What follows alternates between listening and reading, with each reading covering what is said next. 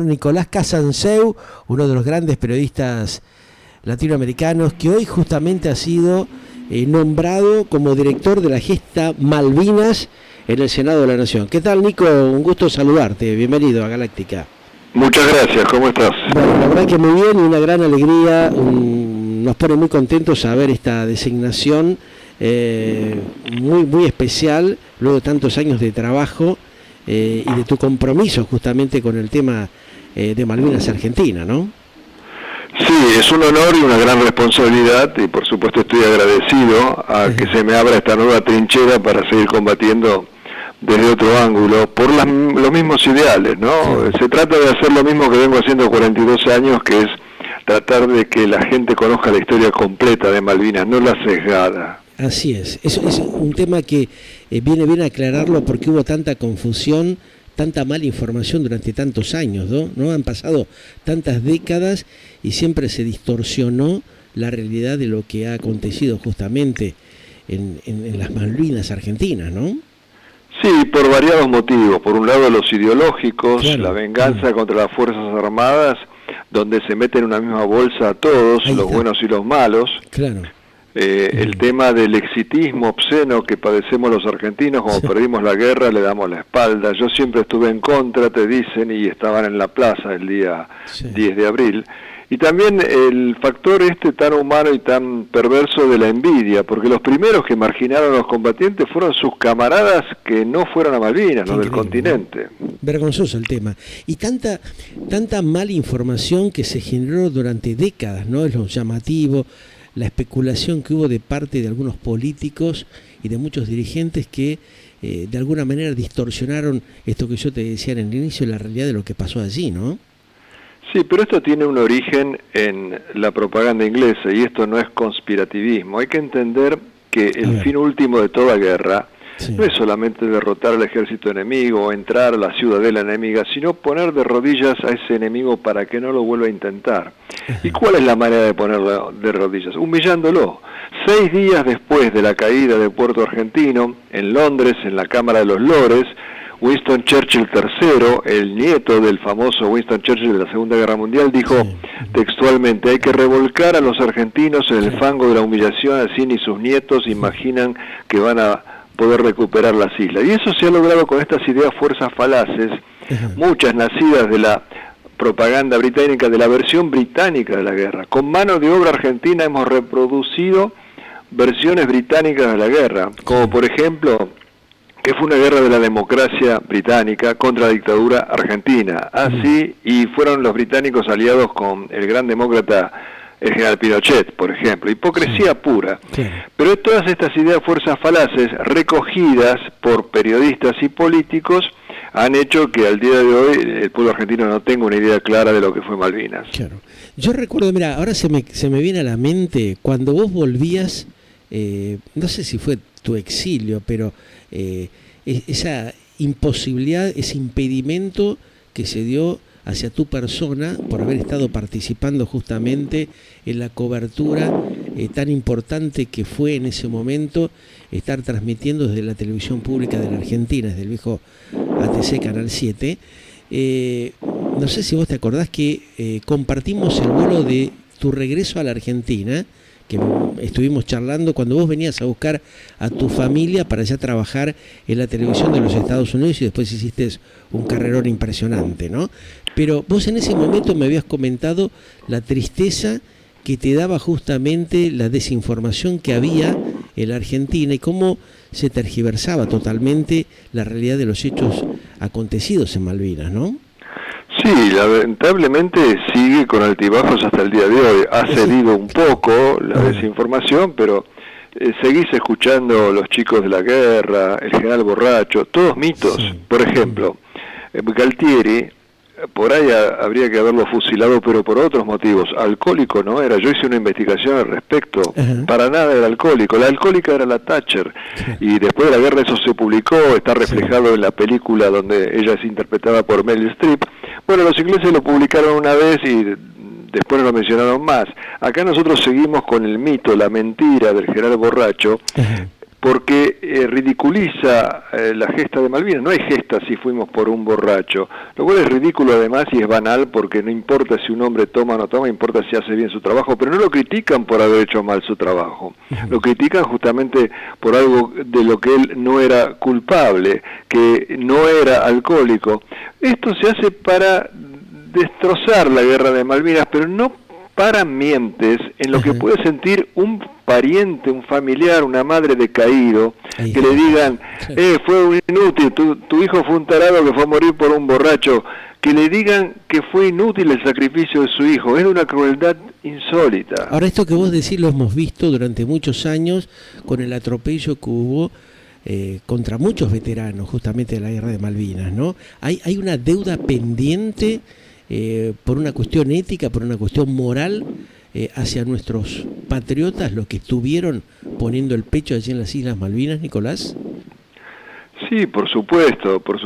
La deuda hasta es económica, pero la más importante, por supuesto, es la espiritual, la de dejar de ningunearlos, la de brindarles el desfile que le adeudan de bienvenida desde hace 42 años, pero incluso hay una deuda económica que sería muy importante reparar, no por la plata en sí, sino por lo que significa de reconocer que 9 años estuvieron abandonados por el gobierno militar primero y por el gobierno de Alfonsín en segundo lugar. 9 años de abandono de personas para hombres que han vuelto de la guerra, que como todo el mundo sabe, todos vuelven con mayor o menor medida síndrome de estrés postraumático. Sin embargo, cuando las incipientes organizaciones de veteranos le pidieron ayuda a Alfonsín, este contestó que le pidan ayuda a quien los mandó a la guerra, con una deshumanización total.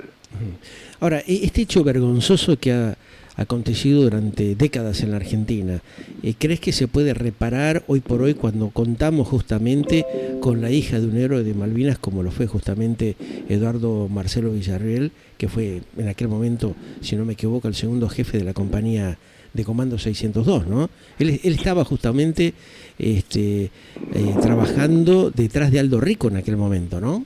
Sí, exacto, era el segundo de Aldo Rico, yo lo conocí ahí en Malvinas, inclusive le saqué fotos, charlamos. Sí, es una gran esperanza lo que puede hacer Victoria Villarruel, porque es la vicepresidenta del país. Por primera vez en el Ejecutivo tenemos a alguien que es hijo de veteranos y que además, lo más importante de todo, tiene sus valores, pero que además tiene sus valores, que heredó sus valores. Esa es la gran esperanza. Y debemos apurarnos porque el reloj de la biología es implacable y hay que reconocerlos en vida porque el bronce no escucha los aplausos. Eso que vos decís es fundamental, ¿no? Sería importante que de una buena vez en la vida los argentinos empiecen a reconocer eso, ¿no? El valor, el patriotismo de la gente que estuvo allí, ¿no? De todos esos provincianos que le pusieron el pecho y que después los que quedaron en vida fueron lamentablemente muy maltratados, ¿no? Mira, hay una actitud muy mezquina todavía al día de hoy con los veteranos. Un breve ejemplo. Vos sabés que en la Argentina cualquiera que haga un pequeño curso puede ser designado, nombrado subteniente de reserva del ejército argentino. Sí. Son, no sé, cuántos sábados que van, se entrenan, etcétera, y reciben eso. Bueno, la sección del legendario teniente Esteves eran soldados de 18 años que eran ahora aspirante oficial de reserva. Ellos no hicieron un cursillo de los sábados, ellos combatieron durante 5 horas deteniendo el avance inglés en un combate sangriento, el de Darwin, e inclusive uno de ellos abatió nada menos que al jefe de los paracaidistas ingleses. ¿Vos podés creer que estos aspirantes oficiales de reserva que hicieron el curso en medio de la guerra, muriendo algunos, siendo heridos otros, han pedido ser reconocidos subtenientes de reserva del ejército argentino sin pedir plata alguna, solo por el honor de pertenecer al ejército argentino como oficial de reserva? Y por tecnicismos miserables el ejército les ha negado eso. Es vergonzosa esa actitud que se toma, ¿no? Realmente, y vos que lo has vivido en carne propia, estando en el lugar de los acontecimientos y de los hechos, me imagino que te habrás encontrado con un montón de situaciones similares a estas que estás comentando, ¿no? Pero muchísimas. Por ejemplo, vos seguramente conocés quién es Pablo Carballo, uno de los ases de la aviación argentina en la guerra de Malvinas. 20 horas de combate real, un valiente entre los valientes. Como él nació en Bariloche, se educó, nació en Capital, se educó en Bariloche y después vivió en Córdoba, no tiene la pensión provincial. Y hay muchos pilotos en esa situación. Por una cuestión también ridícula de tecnicismo, por ejemplo, Córdoba no le otorga la pensión porque vos tenés que haber vivido más de 6 años en Córdoba para ser considerado provinciano, pero un militar nunca está 6 años en un destino. Claro, si lo van rotando, lo van cambiando. Claro. O sea, esas locuras que pasan solamente en la Argentina, ¿no? Miserabilidades. Esa palabra es clave, la que vos acabas de mencionar. Mira, yo recuerdo también en algún momento charlarlo con el colega, que seguramente vos lo recordarás, Leonardo Chocrón, que trabajó también claro, en aquel momento con el equipo de periodistas que hacían los noticieros en Canal 7. En algún momento lo charlamos este tema, ¿no? Y justamente decíamos qué nivel de hipocresía que tienen muchos argentinos de no reconocer debidamente cuando ha habido un sistema de corrupción permanente dentro de los organismos del Estado en la Argentina, ¿no? Y que justamente los patriotas, como te decía, los que le pusieron el pecho en su momento y fueron a defender un pedacito de la Argentina como son las Islas Malvinas, jamás fueron reconocidos como corresponde, ¿no? Sí, pero eso es por el lavado de cerebro que se ha hecho con esas ideas fuerzas falaces de que fue una guerra loca, una absurda aventura, una loca aventura. Loca aventura y absurda aventura son dos expresiones literales del panfleto que los ingleses habían preparado para los soldados argentinos durante la guerra de Malvinas. Sí. Repetimos consignas de la propaganda inglesa. ¿Cómo es la vida hoy de los veteranos, Nico? Sé que vos estás permanentemente en contacto con ellos, que te preocupás y que trabajás arduamente para llevarles algún tipo de contención o de tranquilidad. ¿Cómo lo estás visualizando hoy lo que pasan, lo que viven los veteranos de las Islas Malvinas? Lamentablemente hay muchas injusticias todavía, muchas desigualdades, hay provincias en las cuales el servicio médico es malísimo, ¿no? En Capital, por ejemplo, es bueno, pero hay provincias donde se quejan muchísimo de la falta de atención. Hay discriminación, inclusive, según los distritos. Vos podés creer que Capital Federal, Chubut y Corrientes no reconocen como combatientes a los cuadros, es decir, a los suboficiales y oficiales, como si las bajas distinguieran, como si las balas distinguieran el grado, ¿no es cierto?, antes de hacer impacto. No cobran la pensión provincial, no son reconocidos como veteranos los oficiales y suboficiales, y además, encima, para mayor humillación, la pensión en Capital, como estaba el gobierno del ex comunista Ibarra, para humillar a los veteranos no le puso pensión, le puso subsidio, como si fueran minusválidos. Una vergüenza, ¿no? Una vergüenza, sí. Una canallada. Ahora, esta canallada, este maltrato que han recibido los patriotas argentinos, ¿puede ser reconocida de una vez por todas en esta nueva etapa democrática que está viviendo el país, más teniendo en este caso a la vicepresidenta Victoria Villarroel, que me imagino estará trabajando para ver realmente cómo le da algún tipo de respuesta y de solución a este desastre que se cometió con los muchachos y las mujeres también que estuvieron participando en Malvinas y que han sido realmente vapuleados durante tantas décadas, ¿no? Es que depende del Estado. El Estado tendría que ser el que enseñe los arquetipos de la nación argentina a los educados y a los educandos. Acá pasa todo por la educación. Mientras nosotros no tengamos una educación patriótica como la que recibió mi generación, las cosas no van a cambiar mucho. En mi generación, en la primaria, uno entraba al aula, la maestra lo primero que hacía era escribir en el pizarrón: las Malvinas son argentinas. Toda mi generación creció con esa convicción, fantaseando cómo recuperarlas. Claro. O sea, había concientización, nos ponían de alguna manera en un papel de ser protagonistas de esto que se daba, que acontecía, ¿no? Ahora, ese maltrato se da también, fíjate vos, con nuestros mayores, la gente de la tercera edad, los jubilados, se da con justamente los patriotas de Malvinas. ¿Hay alguna manera de cambiar?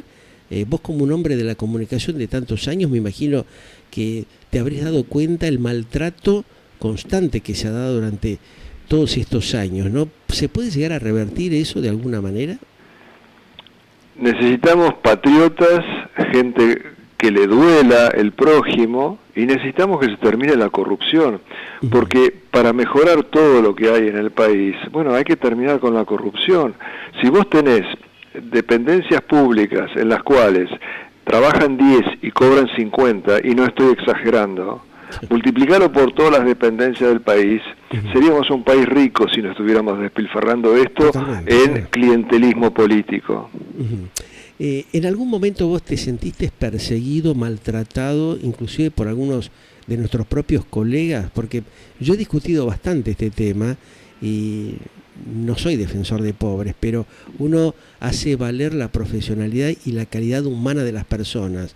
Eso en nuestra profesión, vos lo sabés perfectamente, que nos ha ocasionado muchos dolores de cabeza, muchas prohibiciones, censuras durante décadas, ¿no?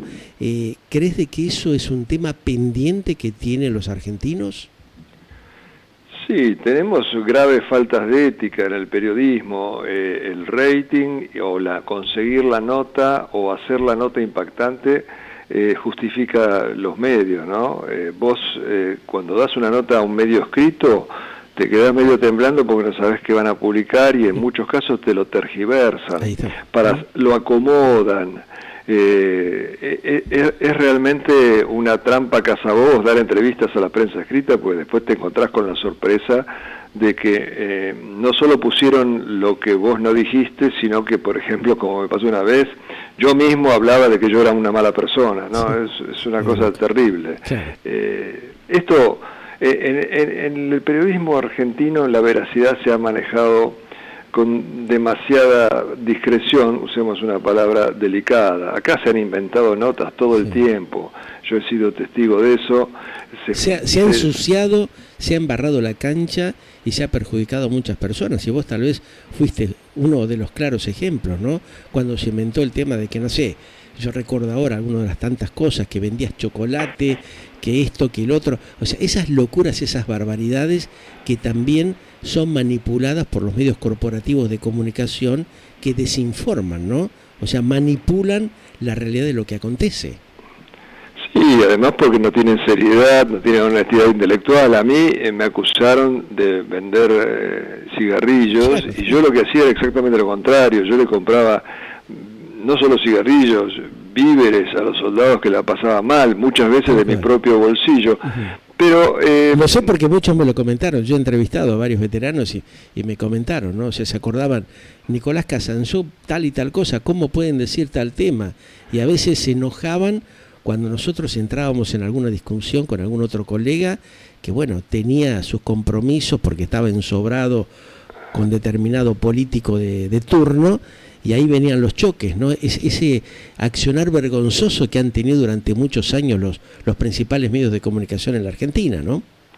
Sí, que además publican agravios o republican agravios sin controlar. A mí hasta me dio risa, con el motivo de mi nombramiento, hubo de nuevo una lluvia de agravios y de inventos. Por ejemplo, publicaron que supuestamente un soldado había dicho que yo le había puesto una mesa y facturas en la mesa, le saqué la foto y después le quité las facturas y la mesa. Yo no sabía si reírme o desmayarme, porque en Malvinas no hubo ni mesas ni facturas, por empezar. No existía eso, ¿no? No, es una cosa ridícula. Y un medio te publica eso sin chequear. No les importa el escándalo. Es tremendo. Pero bueno, lo importante es que tu trabajo profesional ha sido reconocido. Me alegra, me encanta en que así sea, porque es una manera de dar un reconocimiento a gente que ha estado comprometido con la causa de Malvinas, y esperemos que sean muchos más, como en tu caso, aquellos que sean reconocidos y que se les dé un lugar como para que puedan resolver un montón de cuestiones que todavía están en danza y que es necesario clarificarlas y resolverlas. Nicolás. Dios quiera, te agradezco mucho la oportunidad y te mando un fuerte abrazo. Igualmente para vos y tu familia. Gracias, estamos en contacto. Un gran abrazo. Bueno, ustedes lo escuchaban, Nicolás Casanzeu.